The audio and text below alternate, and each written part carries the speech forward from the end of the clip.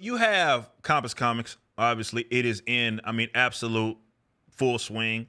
You've brought back Joe Frankenstein. You got the Monster Island. We're going to talk about that a little more.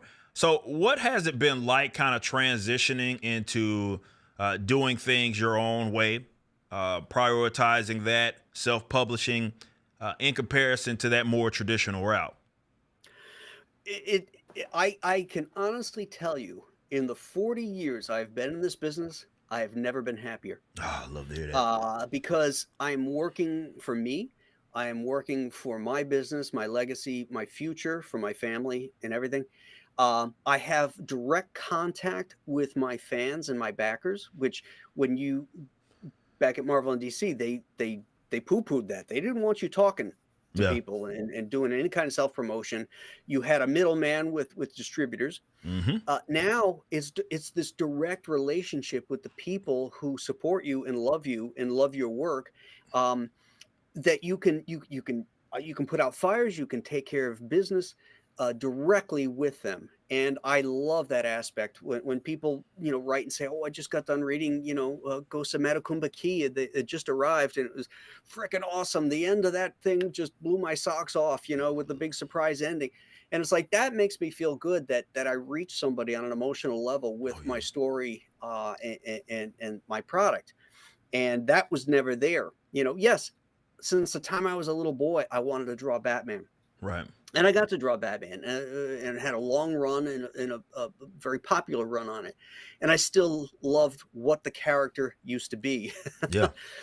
I don't like any of these characters now. I don't recognize them, so there's no point in even lamenting about not being able to play in that sandbox, Right. because now I create my own sandbox. Compass Comics is based on action, adventure, and storytelling, and with a primary focus on horror and monsters. And because I didn't want to do the superhero thing, that's been done to death for me. I've Hmm. done it. I played again in that sandbox for 4 years. I wanted to do genres that aren't touched too often, and explore that, and that's been so much fun. I did Giant Size Two Fisted Manly Tales as a Shout out. celebration of toxic masculinity. Yeah. That was so much fun to do. Nobody else would publish that, Yeah. but Compass Comics did, Yeah. and people loved it. It was great.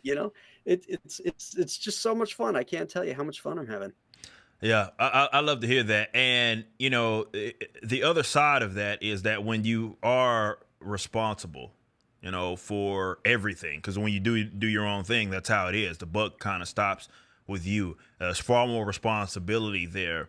What are some of the challenges, again, transitioning into doing your own thing, self-publishing to this degree, especially using like crowdfunding, and which has lowered the barrier of entry? What has been some of like the challenges that you've had to face? Because there's a lot I know learning along the way that you kind of you don't know what you don't know type of situation when you are doing your own kind of publishing. That's a great question. The biggest challenge and this is true for any business, is getting your customers knowledge of your product. That's the biggest thing, because there's a lot of white noise out there, and everybody's pushing for their product and their books and all that kind of stuff. And you have to have a presence on YouTube. You Yeah, have to get on true. shows. You have to connect with your audience. Um, a lot of guys, they work in a vacuum as writers and artists. Obviously, they work alone. They don't really have the personality to do that, to reach out to either entertain or to show the real person on the screen, is the real person indeed. And I think that's really important, is the honesty in getting yourself out there, because I've always felt like if you can get customers to fall in love with you, they're willing to try anything that you're going to put out. Hmm. They'll give it a shot. They'll give it a shot. I mean, that's the one thing I think a lot of people. They'll give it a shot. Yeah. Going into this point of accountability, which is what you absolutely have to have if you're going to do your own thing. You have to be sort of a discipline. Now, I know we discussed it just a little bit last time about how, despite doing your own thing, you're working about like probably harder than you ever had doing things, maybe commission work through the mainstream. So everything's changed there. So do you think, because again, crowdfunding lowers the barrier of entry, there's a lot of people that are pushing to do this, but do you think that there are people out there that underestimate the sheer amount of work that, if you are going to self-publish, that goes in to that? Do you think there's folks that are kind of underestimating that?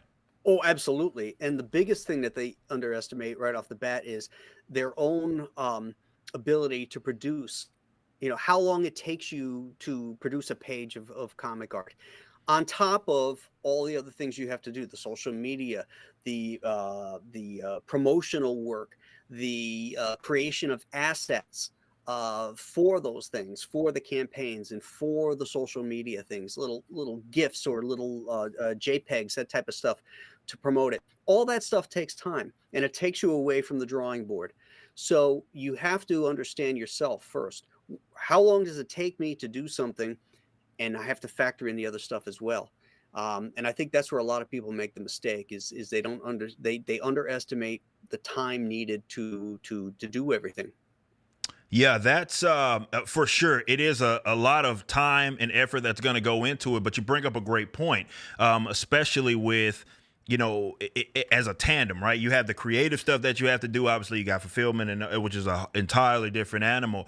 But yeah, you kind of have to know yourself before you can set those expectations, right? You have to understand what it is that your work rate is. You have to understand okay, this is the time frame, and then you have to try to guess it for your backers or for your customers. Like, it's a whole lot that goes into it, and it can be overwhelming. And it's cool to see with guys like yourself. You kind of got this thing, you got this thing figured out with Compass Comics, because that's been one of the things that we've heard from a lot of your backers, that, hey, he's keeping me updated with what's going on, and he's pretty much nailing it on how we're doing things. And again, a lot of that has to do with a trial and error. I know we've had to do a lot of trial and error even as a company. So again, it's cool to see that, and to see that pay off, see the creative things that people are coming up with this whole independent thing it is that we're doing. Like, everybody kind of has their own way and what works for them. But I love how you word it, because you kind of have to know yourself